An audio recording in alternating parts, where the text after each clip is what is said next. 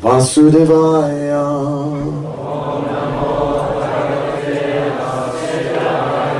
Om Namo Bhagavate Vasudevaya.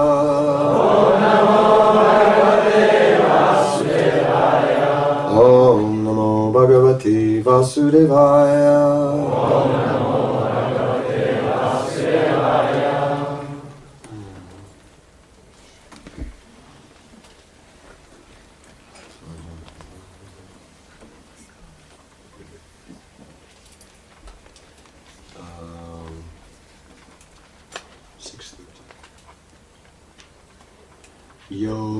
We're reading from the Bhagavad-gita as it is, from the 6th chapter entitled Jnana Yoga, text number 30. Jdeme z Bhagavad-gity takové, jaká je ze 6. kapitoly, která se jmenuje Jnana Yoga, 30. sloku. Yo mam pasyati sarvatra sarvam chamai pasyati tasyam na pranasyami sa chami na pranasyati.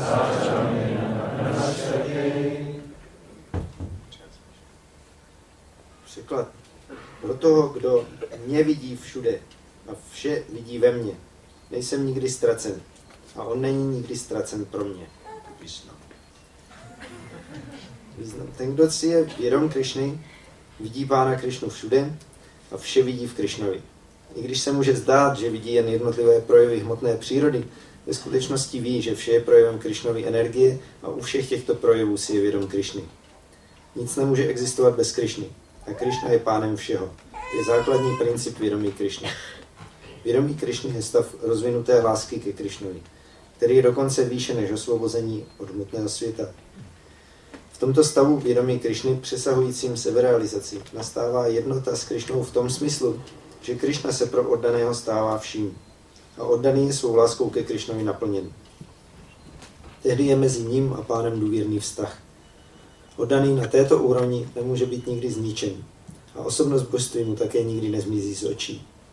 Splynout s Krišnou je duchovní zničení a oddaný se tomuto nebezpečí nevystavuje. V Brahma Samhitě 5.38 stojí Primanjana Churita Bhakti Viločanena Santa Sadaiva Hridajeshu Vilokayanti Yanshana Sundaram Achintya Manasvatapam Govindamadi Purusham Tamaham Bhajami. Uctívám původního pána Govindu, jehož neustále vidí oddaní, kteří mají oči potřené balzámem lásky. Vidí ho v jeho věčné podobě Šyama Sundari v srdci oddaného. Oddanému na této úrovni pán Krišna nikdy nezmizí z očí a také oddaný nikdy nepřestane pána vidět. Totéž platí o jogínovi, který vidí paramátmu v srdci. Takový jogí se změní v čistého oddaného a nevydrží žít ani okamžik bez pohledu na pána ve svém nitru. Om Jnanatimanandasya Gnanana Salakaya Chaksuruminitam Yena Tasmai Shri Gurave Namaha Mukam Karoti Vachanam Pangam Langayate Girim Yat Kripatamaham Vande Shri Chaitanyam Iswaram Shri Krishna Chaitanya Prabhu Nityam Shri Radha Sivasadi Gaura Bhaktavrinda Hare Krishna Krishna Krishna Hare Hare Hare Rama Rama Rama Hare Hare.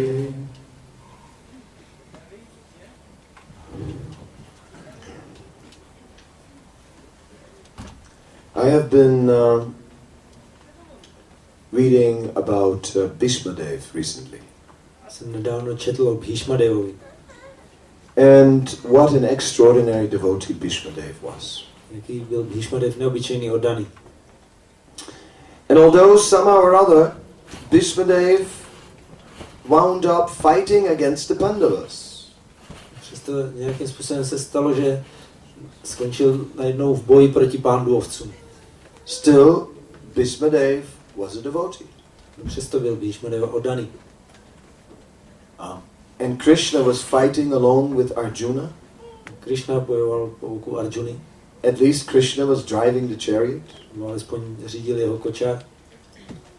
And Bhishmadev, he even fought with Krishna. Bhishmadev bojoval dokonce i s Krishnou. And still we count him as a devotee. Přesto ho počítáme jako oddaného. It's quite amazing. Což je dost úžasné. Because generally those who fight with Krishna, we consider them demons. Takže normálně ti, kdo bojují s Krishnou, jsou pokládáni za démony. So Bhishmadev, by all means, is a very interesting personality.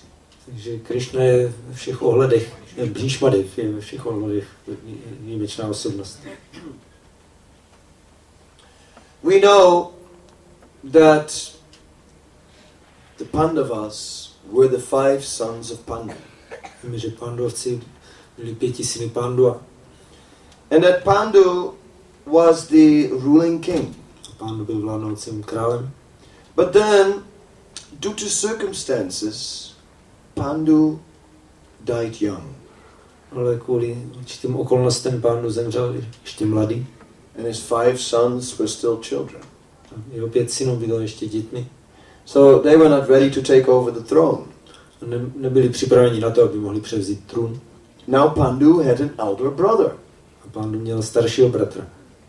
So how could the younger brother sit on the throne in front of the elder brother, totally against Vedic law? Jak teda mohl mladší bratr usednout na trůn před starším bratrem, to se úplně protiřečí s védickým zákonem. The reason was that the elder brother, named Dhritarashtra, was blind. Důvod byl ten, že starší bratr, který se jmenoval Dhritarashtra, byl slepý. So, cannot have a blind king, and therefore his younger brother became king.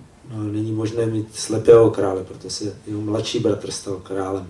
But when there was no one to rule the kingdom, then temporarily blind Dhritarashtra was looking after the kingdom on behalf of his nephews.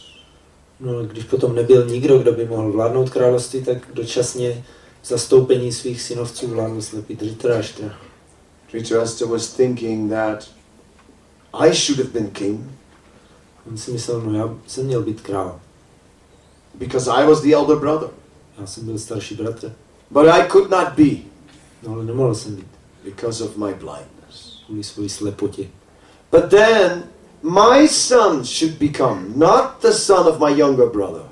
No, ale potom by se měli stát králi moji synové, ne synové mého mladšího bratra. And therefore Dhritarashtra wanted Duryodhana on the throne. Proto Dhritarashtra chtěl na trůnu Duryodhanu. Anyway, Duryodhana was quite an envious personality. Duryodhan byl dost závistivá osoba. And he particularly envied Pandavas. Zvláště byl závistivý vůči Pandovcům. And from a young age, he was always envious of the Pandavas. Už od toho mládí pořád záviděl Pandovcům. So at one point, it had come to the state where Duryodhana was sitting on the throne of the world and claiming it to be his. Až v jednu chvíli to došlo tak daleko, že Duryodhan seděl na trůnu celého světa a prohlašoval ho za svůj. The Pandavas had said, it is our throne. Pandovci řekli, to je náš trůn. But they said, but we will not fight.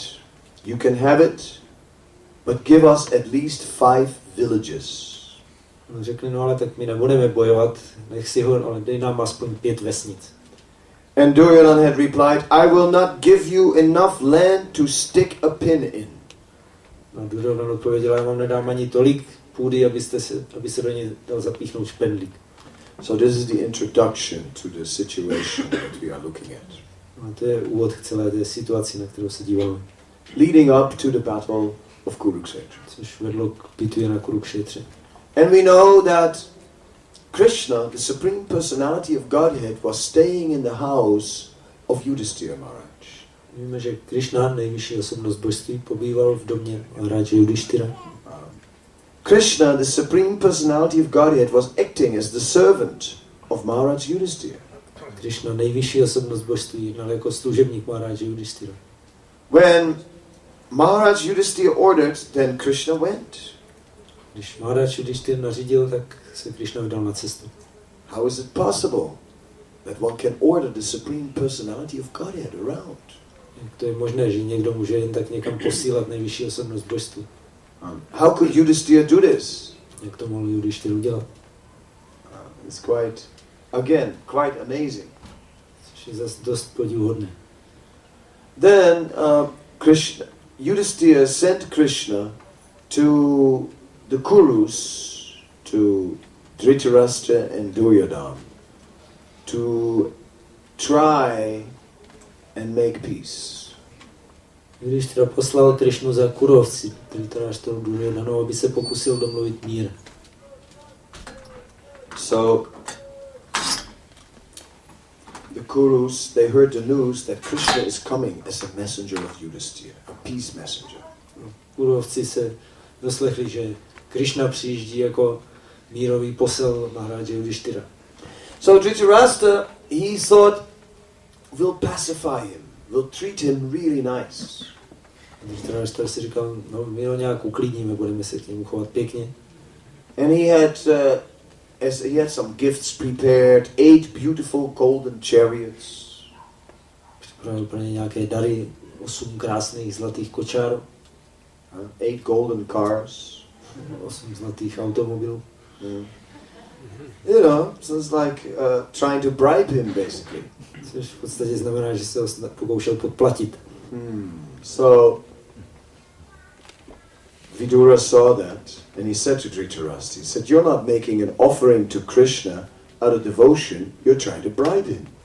A Vidura to viděl, tak říkal Dhritarashtrovi, ty tady se nesnažíš něco Krishnovi obětovat co danosti, ale snažíš se ho podplatit. So when Krishna arrived, they had cooked a big feast for him, and they invited him to come and take meals and stay with them in a golden palace. Když Krishna přijel, tak uvařili velkou hostinu, pozvali ho, ať se s nimi nají a ubytovali ho ve zlatém paláci. And Krishna says, no, a messenger doesn't accept any invitations before he knows the outcome of his mission. Krishna odpověděl, ale posel nepřijímá žádná pozvání, dokud neví, jaký bude výsledek jeho mise. And Duryodhana said, but my dear Krishna, I mean, we never did anything against you, and after all, you are our family member. A Duryodhana říkal, no ale drahý Krishna, my jsme nikdy nedělali nic proti tobě a nakonec jsi členem naší rodiny. So, you know, when you're invited by someone of your own family, then naturally you will accept that invitation. Takže když tě vlastní příbuzní zvou, tak přirozeně bys to měl přijmout. And Krishna was still not inclined to accept. Krishna pořád nechtěl přijmout. So then Duryodhana said, but Krishna, let me remind you, you had promised that you would be impartial in the fight and that you would not take sides. Duryodhana potom říká, ale Krishna, dovol mi, abych ti připomněl, že jsi sliboval, že budeš nestranný, že se k nikomu nepřidáš v bitvě.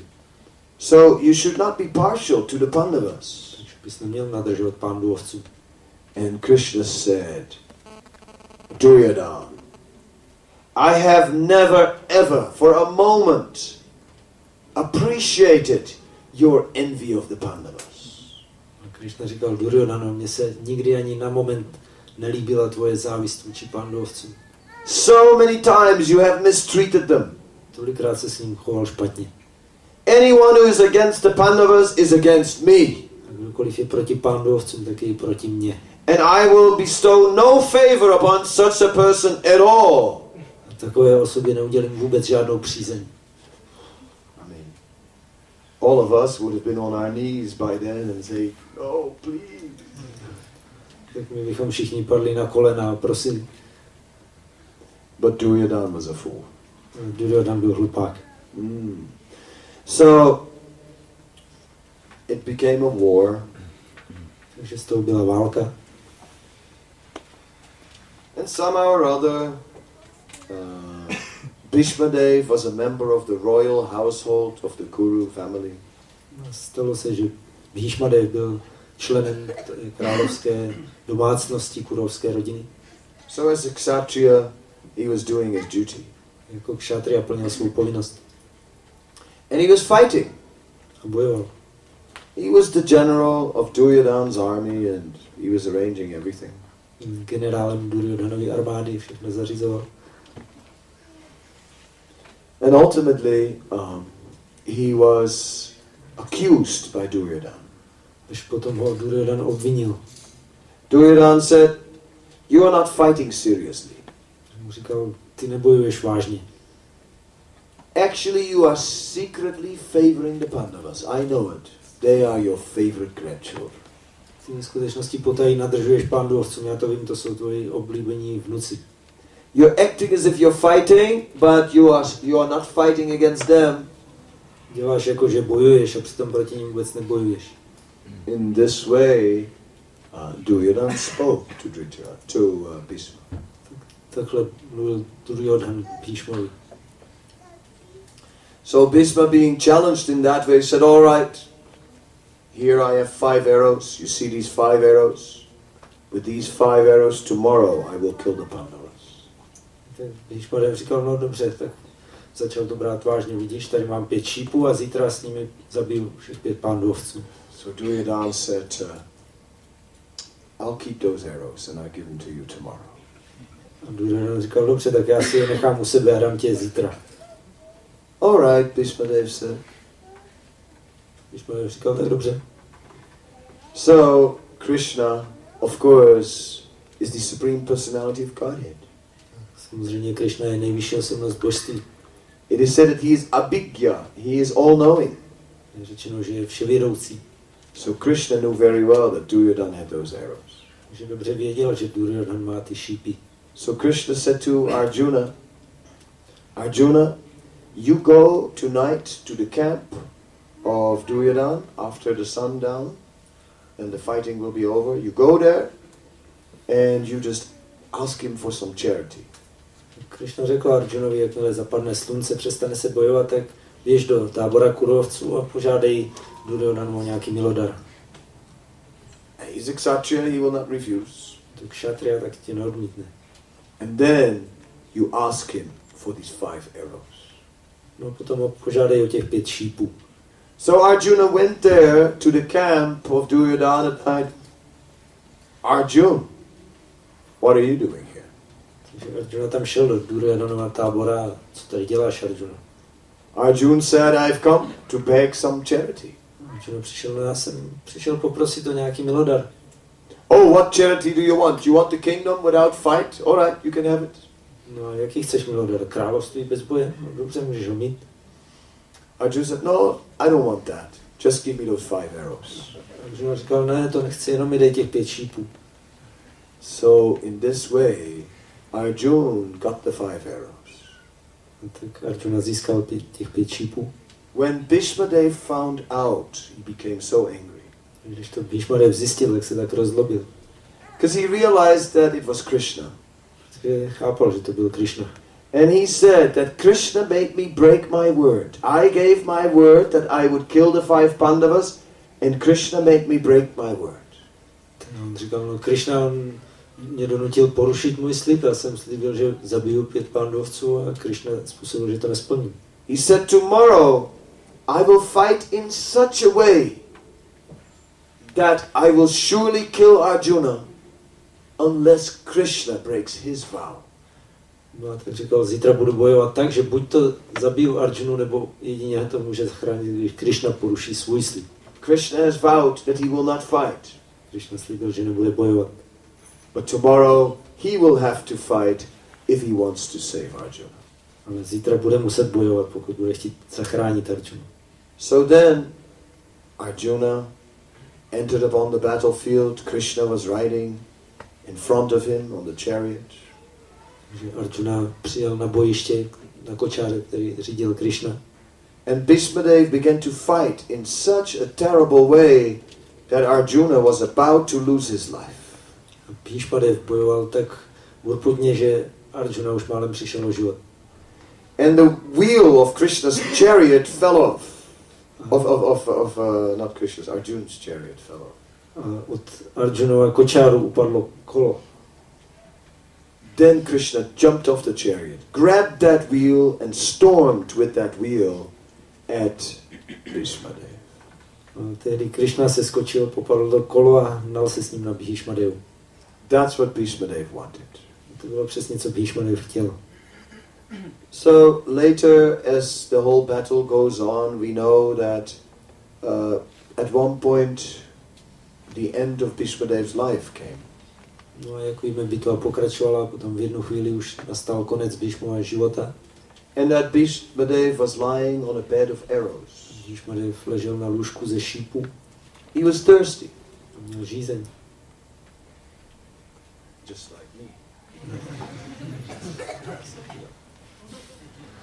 And Arjuna shot an arrow in the ground, and the Ganga came from the ground, and the water entered into the mouth of Bhishmadev. Arjuna střelil šíp do země a z ní vytryskla Ganga do úst Bhishmadevy. So Ganga was the mother of Bhishmadev. A Ganga byla Bhishmadevova matka. So when that water entered his mouth, he felt no more pain and he got some fresh energy also. Takže když ta voda přišla do jeho pusy, tak získal novou energii, necítil žádnou bolest. In this way, Bhishmadev was lying there on his bed of arrows. A tak tam Bhishmadev ležel na svém lůžku ze šípu. At that time, the Pandavas came and Krishna also came. A tehdy tam přišli Pánduvovci i Krishna.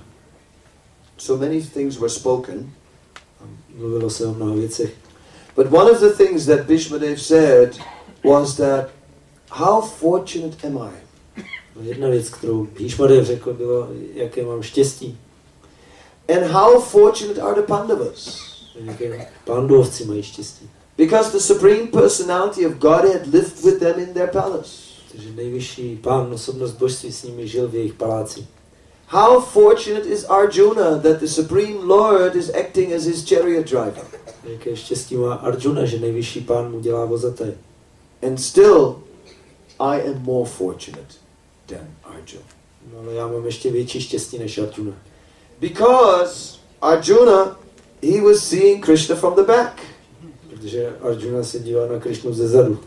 And I was seeing him from the front. No, já jsem ho viděl ze předu. So I was more fortunate. Takže já jsem měl větší štěstí.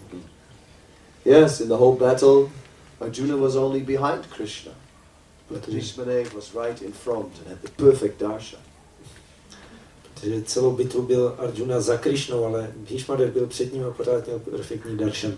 But Bhishmadev's greatest fortune was that at the moment of his death, the Supreme Personality of Godhead personally was standing next to him. Největší štěstí Bhishmadevi bylo, že v čase jeho smrti stál nejvyšší Pán přímo před ním. What more can you desire? Co víc byste si mohli přát? Just think about it. You know, at the end of your life, the Supreme Lord is standing right next to you. Success. Představte, že umíráte a nejvyšší Pán stojí hned vedle vás, tak to je úspěch. Made it. To znamená, že jste to dokázali. I mean, phew, that's amazing. To je úžasná věc. So Bhishmadev was such a fortunate personality. Takže Bhishmadev byl taková požehnaná osobnost. And he never forgot Krishna. On nikdy nezapomínal na Krishnu.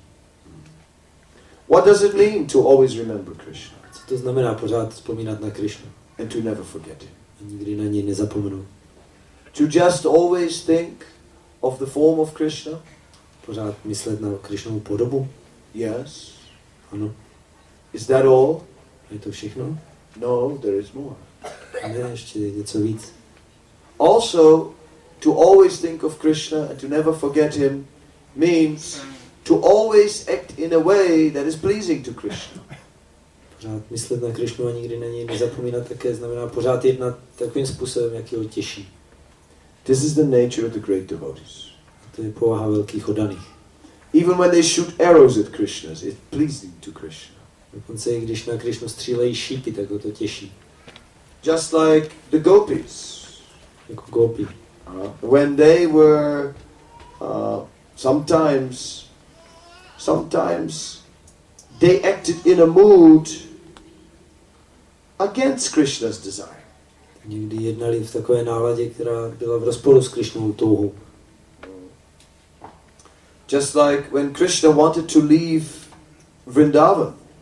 Jako když chtěl Krishna odejít z Vrindavanu. the gopis didn't want to allow it. Gopi to nechtěli dovolit. What is this? Co to má znamenat? They're supposed to be the servants of the Lord. Měli být pánovými služebníci. And they're stopping him from leaving Vrindavan when he wants to. A oni ho zastavují, aby neodjížděl z Vrindavanu, když on chce odjet. If they are the pure devotees of the Lord, they should fulfill his desire. Jestli jsou čisté oddané pána, tak by měli plnit jeho touhy. But they stopped him. Oni ho zastavili. And Krishna was very pleased with that. A Krishnu to velice těšilo. Because actually Krishna didn't want to leave Vrindavan. Krishna vlastně nechtěl odjet z Vrindavanu. Because his heart is in Vrindavan. Protože jeho srdce je ve Vrindavanu. But Krishna still had to leave Vrindavan. Ale přesto Krishna musel odjet z Vrindavanu. To even increase the attachment that the gopis had to him.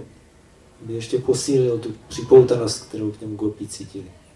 And then to even increase his own attachment that he feels for his devotees, the residents of Vrindavan. A zároveň aby zvětšil svoji připoutanost k obyvatelům Vrindavanu, svým oddaným. So for the sake of rasa, Krishna had to leave Vrindavan. Takže v zájmu rasy musel Krishna odjet z Vrindavanu. So all such things are quite amazing. A všechny tyhle věci jsou podivuhodné. But these devotees, these eternal associates of the Lord, whether Bhishma Dev or whether the gopis of Vrindavan, are always eager to please Krishna. Všichni tito oddaní, kteří jsou pánovi věční služebníci, jako Bhishma Dev nebo gopi ve Vrindavanu, chtějí pořád těšit Krishnu. By hearing about them, we can also take some inspiration. Když o nich nasloucháme, tak si z toho také můžeme vzít nějakou inspiraci. That's why I wanted to begin this lecture with the story of Bhishma Dev. Proto jsem chtěl začít tuhle přednášku příběhem o Bhishma Devovi. Just for our meditation. V zájmu naší meditace. So that we understand that there have been so many great devotees. Abychom chápali, že existuje mnoho velkých oddaných. That we at least remember it. Nebo abychom aspoň na to vzpomínali. Because our tendency is to forget. Máme tendenci zapomínat. Our tendency is to become caught up in our own everyday affairs. Máme tendenci se zaplést jenom v našich všedních každodenních záležitostech. Our own material problems. Svých materiálních problémech. And we forget the bigger picture. A zapomínáme na celý větší obrázek. But Srimad Bhagavatam is helping us to remember. Srimad Bhagavatam nám pomáhá si vzpomenout. So we can never always remember Krishna. Můžeme pořád vzpomínat na Krishnu. If we don't remember Srimad Bhagavatam. Nebudeme vzpomínat na Srimad Bhagavatam. Because by seeing the great devotees of Srimad Bhagavatam, we can see how we are falling prey to our lower nature. Protože když vidíme ty velké oddané ve Srimad Bhagavatamu, tak vidíme, jak my se stáváme obětí svojí nižší přirozenosti. And we can try to overcome it. Můžeme se snažit to překonat. So this Srimad Bhagavatam, it opens our darkened eyes. Takže tento Srimad Bhagavatam otvírá naše zatemněné oči. And therefore, Srimad Bhagavatam is our companion. Takže Srimad Bhagavatam je náš společník. If we try to live a spiritual life without Srimad Bhagavatam, good luck.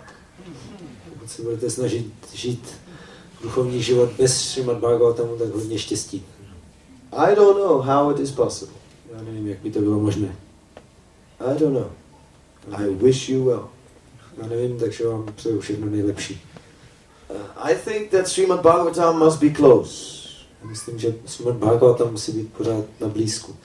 Somehow or other, wherever we are, we must make sure that Bhagavatam is also nearby. Když jsme kdokoliv, tak musíme si zařídit, aby byl Bhagavatam vždycky u nás. And we must enter into it every day. Musíme do něj vstupovat každý den. One day no Bhagavatam means half dead. Jeden den bez Bhagavatamu znamená, že jsme napůl mrtví. One week no Bhagavatam I mean, phew, I don't know, very close to dying. A týden bez Bhagavatamu, tak to už je hodně blízko smrti. 1 year no Bhagavatam, you've become a ghost. Pokud budete rok bez Bhagavatamu, tak z vás bude duch. And then you will lose all taste. Ztratíte veškerou chuť. Will lose all vision. Celou vizi. And gradually our spiritual life becomes a burden. Postupně se duchovní život nám stane přítěží. Srila Prabhupada wrote a very interesting letter to the devotees of the Krishna Balaram temple in Vrindavan. Prabhupada napsal velice zajímavý dopis oddaným v Krishna Balaram mandiru ve Vrindavanu. And Prabhupada said, I want that there will be 25 devotees. Říkal, já chci, aby tam bylo 25 oddaných. Who will all be just like the Goswamis of Vrindavan. Kteří budou jako Goswami z Vrindavanu. Always absorbed in hearing, chanting and remembering the glories of the Supreme Lord. Pořád pohroužení do naslouchání, opěvování a vzpomínání na zábavy nejvyššího pána. Prabhupada said it doesn't matter whether they are sannyasis or grihastas, but they must be always absorbed, just like the 6 Goswamis. Prabhupada říkal, je jedno, jestli budou sannyásí nebo grihastové, ale musí být pořád pohroužení jako Goswami. And he said, I want 25 of such Goswamis. Říkal, já chci 25 takových Goswami. He said, but if we give up this hearing, chanting and remembering of Krishna, ale pokud přestaneme s tímhle nasloucháním, opěvováním Krishny, then after some time our devotional service will become a burden. tak se za nějaký čas stane naše oddaná služba přítěží. And Prabhupada writes, and we'll start thinking, this spiritual master, he is a rascal. Prabhupada napsal, začneme si říkat, ten duchovní mistr je darebák. He is a troublemaker. Nám dělá problémy. He's given us so many things to look after and then he goes away. Dal nám tolik věcí, o které se máme starat a pak si odjede pryč. And we have to do so much work. Musíme dělat tolik práce. And Prabhupada said, then your spiritual life will become a burden. Prabhupada říkal, potom se vám duchovní život stane přítěží. So really from this letter we can understand that without Srimad Bhagavatam our spiritual life will become a burden. Takže z toho dopisu můžeme chápat, že bez Srimad Bhagavatamu se náš duchovní život stane přítěží.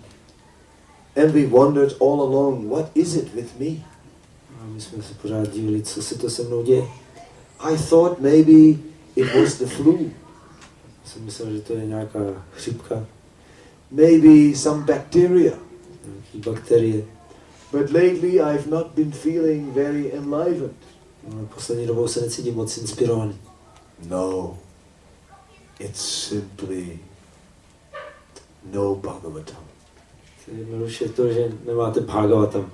Pibata Bhagavatam rasamaliyam, we have to drink it. Musíme ho pít. So quick, huh? Don't be.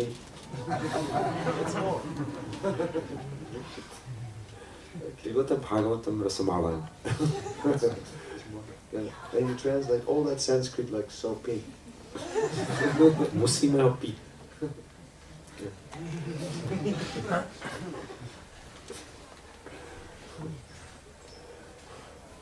Four words in Sanskrit, 2 words in Czech. 4 slova v sanskritu, 2 v češtině.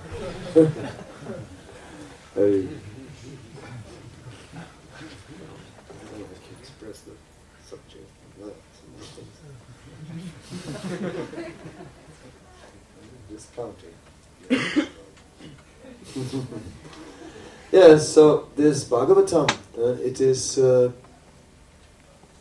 the life and soul of a devotee. Takže Bhagavatam je život a duše oddaného. Srila Prabhupada said it, in every house on the planet I want Srimad Bhagavatam. Prabhupada říkal, já chci, aby v každém domě na planetě byl Srimad Bhagavatam. So you see, it's not Kadamba Kanana Swami who's on a trip today. Takže vidíte, to není jenom tady Kadamba Kanana Swami dneska na tripu. na výletě.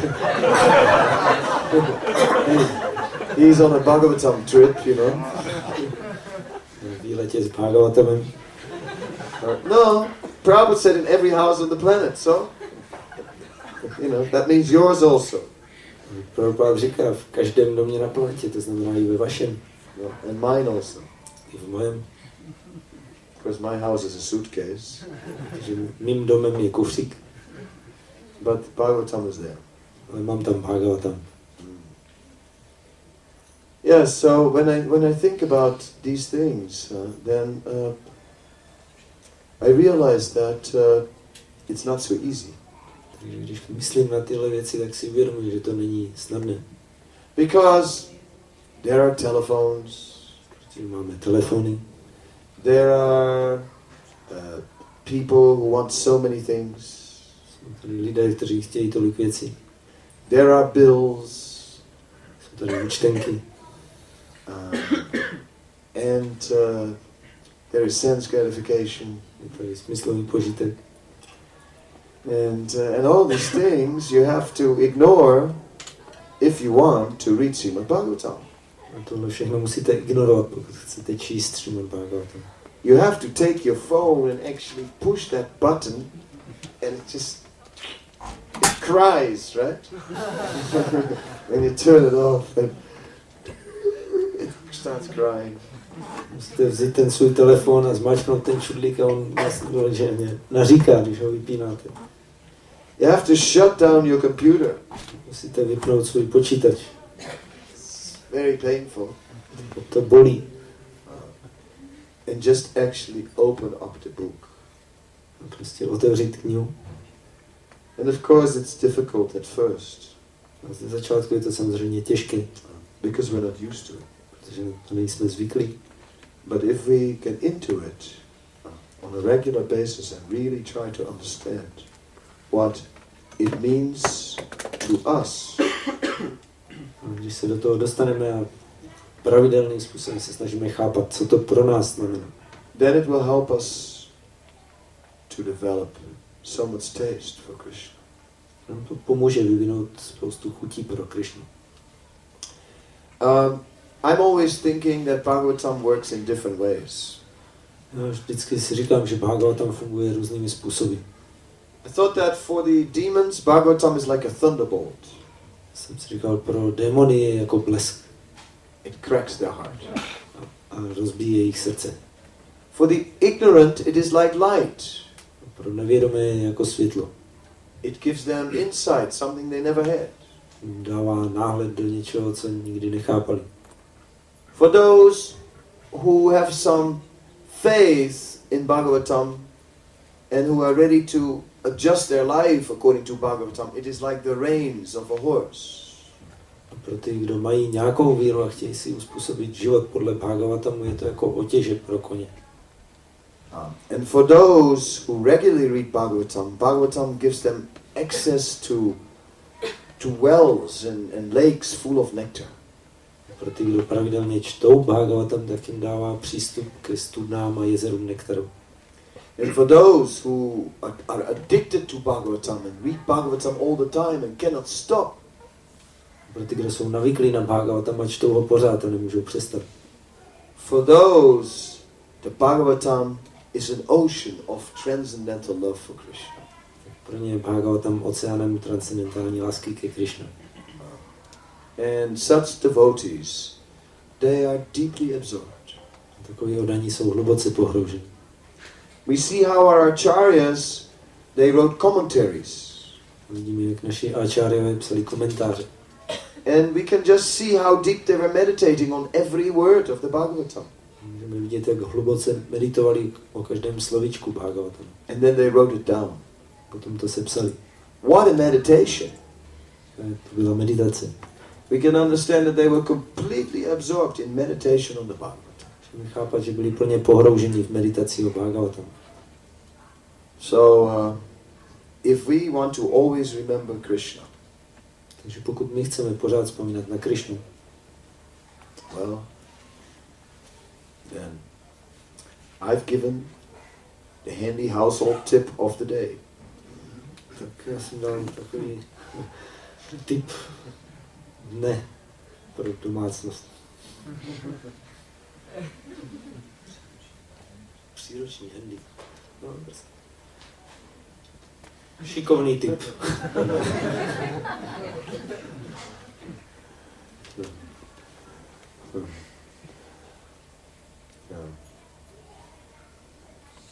Okay, any questions, any comments?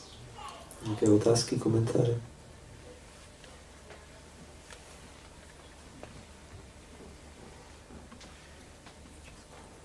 At all at once, eh? Musíte všichni najednou.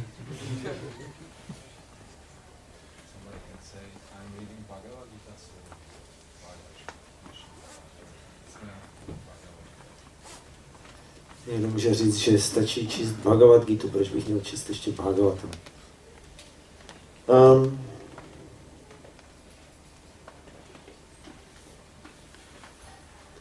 Yes, it's enough to eat rice and dal. Tak stačí jíst rýži a dál. You don't have to have the ice cream and the cream and all those things. Musíte mít k tomu zmrzlinu a šlehačku. You don't need it. To nepotřebujete. You can just have rice and dal. Můžeš pořád jíst jenom rýži a dál. It is described like the cream of all Vedic knowledge. Bhagavatam je popsaný jako smetana všeho vědeckého poznání. But if you want just right, of course, I must say some words in glorification of Bhagavad-gita also. Všem samozřejmě musím taky říct pár slov na oslavu Bhagavad-gity.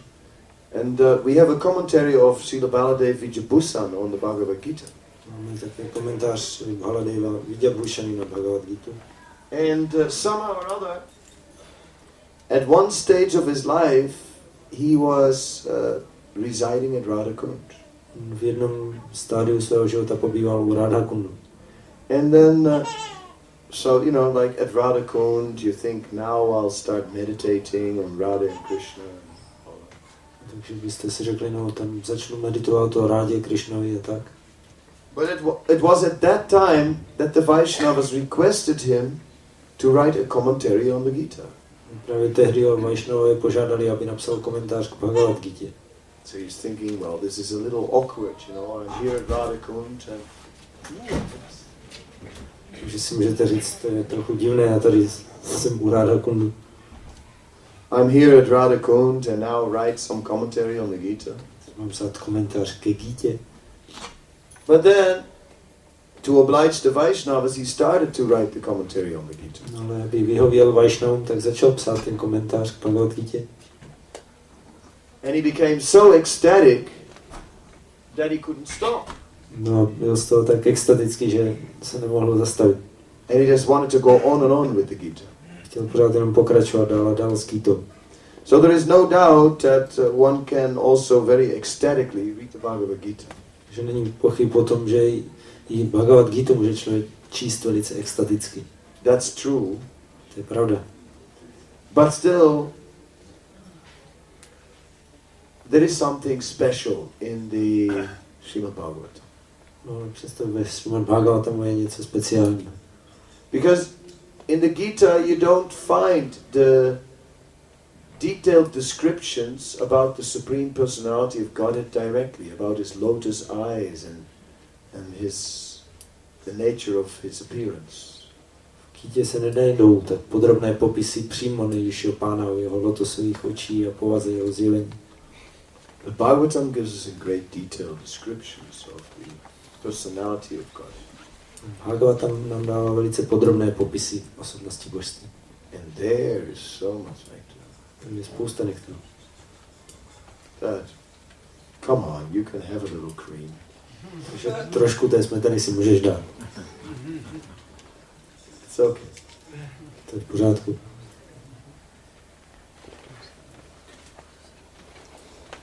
Anybody else? Tak, někdo další?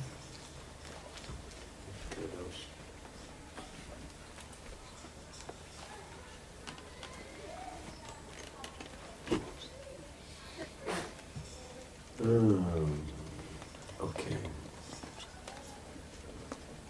So you're all getting prasada. že všichni teď dostáváte prasádem. That's also very important. To je taky velice důležité.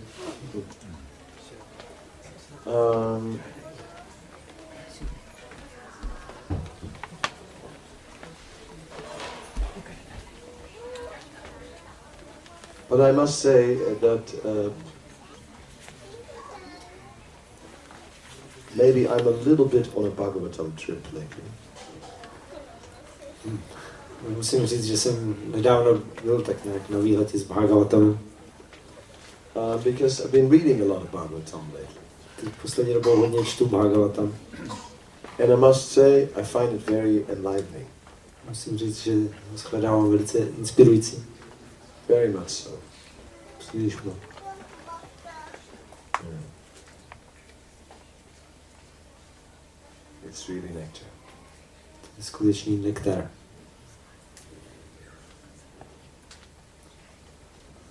Okay, well, you're getting another type of nectar now, so I guess that's you're ready for it. It's quite hot here in the room, so have your nectar. And what will we do next? Chant.